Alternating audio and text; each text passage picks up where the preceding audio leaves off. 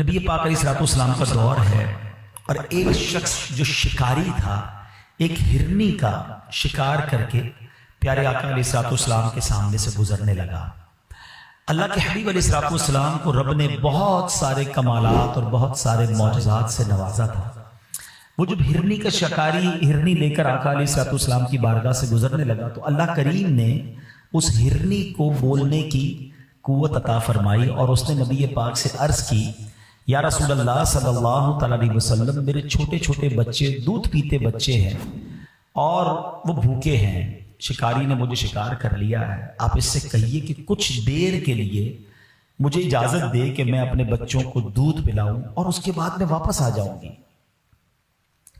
ابھی بڑی امیزنگ بات ہے کہ جانور بات کر رہا ہے اور آقا علیہ الصلوۃ والسلام اس کی بولی بھی سمجھ رہے ہیں، لیکن اس سے بڑی کمال کی بات یہ ہے کہ نبی پاک اسے جواب بھی عطا فرماتے ہیں اور فرماتے ہیں کہ اگر تم واپس نہ آئی تو کیا گارنٹی ہے، کیونکہ نارملی دنیا میں یہ ہوتا ہے کہ کوئی چیز شکار کر لی جائے اسے چھوڑ دے تو وہ بھاگ جاتا ہے، جانور یا پرندہ واپس تو نہیں آتا۔ مگر نبی پاک علیہ الصلوۃ والسلام کی بارگاہ میں وہ ہرنی عرض کرتی ہے کہ حضور اگر میں واپس نہ آؤں تو مجھ پر اللہ پاک کی ایسی لعنت ہو جیسی اس شخص پر لعنت ہوتی ہے جس کے سامنے آپ کا ذکر کیا جائے اور وہ درود نہ پڑھے۔ حضور میں واپس نہ آؤں تو مجھ پر ایسی لعنت ہو کہ جو شخص نماز پڑھتا ہے اور پھر دعا نہ مانگے۔ نبی پاک علیہ الصلوۃ والسلام نے اس شکاری سے کہا کہ اس ہرنی کو چھوڑ دو، یہ تھوڑی دیر بعد واپس آ جائے گی۔ پہلے ہی وہ شکاری حیران تھا کہ جانور میرا گفتگو ان سے کر رہا ہے، اچھا اس نے نبی پاک کو ابھی پہچانا نہیں تھا تو کہتا ہے اگر یہ واپس نہ آئی تو اس کی گارنٹی کیا؟ نبی پاک علیہ الصلوۃ والسلام نے فرمایا میں ضمانت لیتا ہوں یہ ہرنی واپس آئے گی۔ اللہ اکبر، یہ ہرنی کو شکاری چھوڑ دیتا ہے، دوڑتی ہوئی پہاڑ کے پیچھے چلی جاتی ہے اور تاریخ نے یہ منظر پہلی بار دیکھا ہوگا کہ وہی ہرنی تھوڑی دیر بعد اپنے بچوں کو دودھ پلا کر واپس آتی ہے، گویا آ کر پھر سرنڈر کر دیتی ہے۔ یہ اتنا ہی خوبصورت واقعہ، یہ انسیڈنٹ جاری ہے، مگر بات اور خوبصورت کیا ہو جاتی ہے کہ جبریل امین اب حاضر ہوتے ہیں اور نبی پاک علیہ الصلوۃ والسلام کی بارگاہ میں عرض کرتے ہیں کہ حضور اللہ کریم آپ کو سلام ارشاد فرماتا ہے اور ارشاد فرماتا ہے کہ میں آپ کی امت پر اس سے زیادہ مہربان ہوں جتنی ہرنی اپنی اولاد پر شفقت کرتی ہے۔ آپ کی امت کو آپ کی طرف اس طرح لوٹاؤں گا کہ جیسے یہ ہرنی آپ کی طرف لوٹ کر آئی ہے۔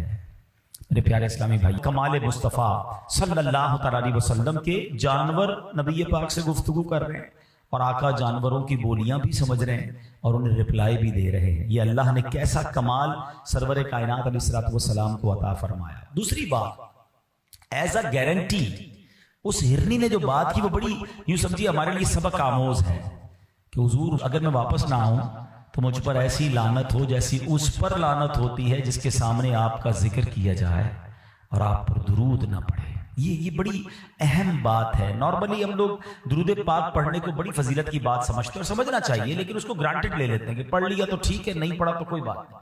ایسا نہیں ہے۔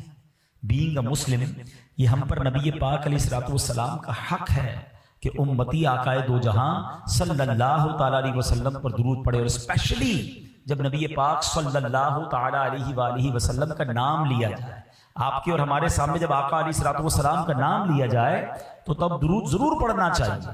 تو اپنی عادت بنائیں کہ نبی پاک پر درود کثرت سے پڑھتے رہا کریں۔ اور دوسری بات جو اس نے کہی کہ حضور اگر میں واپس نہ آؤں تو ایسی لعنت جیسی اس پر ہوتی ہے کہ جو نماز پڑھے اور دعا نہ مانگے۔ یاد رہے کہ نماز کے بعد جو وقت ہے نا اسپیشلی وہ خاص قبولیت دعا کا وقت ہے، لیکن کچھ لوگوں کی عجیب عادت ہے، نماز پڑھیں گے دعا نہیں کریں گے بھاگ جائیں گے۔ حالانکہ رب کی رحمت دیکھیں دعا ایکچولی کیا ہے، اللہ سے مانگنا ہے نا۔ دنیا میں کس کو اچھا لگتا ہے کوئی مجھ سے مانگے اور بار بار مانگے؟ ہمیں تو مانگنے والا اچھا نہیں لگتا۔ کوئی ایک بار مانگ لے، کوئی دوست ہو قریبی ہو بندہ اس کی ہیلپ کر دیتا ہے، دوبارہ مانگے تو کہتا ہے پہلے تو دیا تھا اس کا کیا کیا، اور تیسری بار مانگے تو ہم کہتے ہیں اس کی تو عادت ہو گئی ہے مانگنے کی، چوتھی بار تو موبائل ہی نمبر ہی بلاک ہو جاتا ہے۔ یہ ہے دنیا والے، مگر رب کی شان دیکھو، جو نہیں مانگتا رب اس سے ناراض ہوتا ہے اور جو جتنا مانگتا ہے اللہ اسے اتنا پسند کرتا ہے۔ کیسی شان کریمی ہے میرے مالک کی۔ قرآن میں اس نے فرمایا نا ادعونی استجب لکم، تم مجھ سے مانگو میں تمہیں عطا کروں گا۔ مگر ہم لوگ مانگنے میں ہی سستی کرتے ہیں، دعا مانگنے میں بھی کنجوسی کر رہے ہیں۔ حالانکہ الدعاء مخ العبادہ، حدیث پاک کے الفاظ ہیں دعا عبادت کا مغز ہے، تو پھر تو ہمیں کثرت سے دعا مانگنی چاہیے نا۔ تو پتہ چلا کہ دعا نہ مانگنے والے سے رب ناراض ہوتا ہے۔ اچھا، پھر ایک اور کمال کی بات یہ ہے کہ اس ہرنی نے پیارے آقا علیہ الصلوۃ والسلام سے یہ نہیں عرض کی کہ حضور مجھے چھڑوا دیں، شکاری نے مجھے پکڑ لیا ہے۔ ماں چاہے جانور کی ماں ہو، اس کو خیال اپنے بچوں کا ہی ہوتا ہے کہ حضور میرے بچے بھوکے ہیں، مجھے اجازت دلوائیں، میں اسے دودھ پلانا چاہتی ہوں۔ اور اب اگلی بات جو رب عز و جل نے ارشاد فرمایا کہ اے محبوب، تمہارا رب تمہیں سلام ارشاد فرماتا ہے، اور یہ ارشاد فرماتا ہے کہ جیسے یہ ہرنی لوٹ کر آئی ہے، رب فرماتا ہے تمہاری امت بھی تم پر لوٹا دوں گا۔ اس ہرنی کو اپنے بچوں سے جتنا پیار ہے، رب تمہاری امت پر اس سے زیادہ بھی مہربان ہے۔ سبحان اللہ، یہ اتنی مہربانی ہم پر کیوں ہے؟ کیونکہ امتی کس کے ہیں؟ وہ ہمارے نبی، ان کے ہم امتی۔ امتی تیری قسمت پہ لاکھوں سلام، میری خوش قسمتی، میں تیرا امتی۔ یقین کریں یہ ہم پر کرم بالائے کرم ہوا ہے۔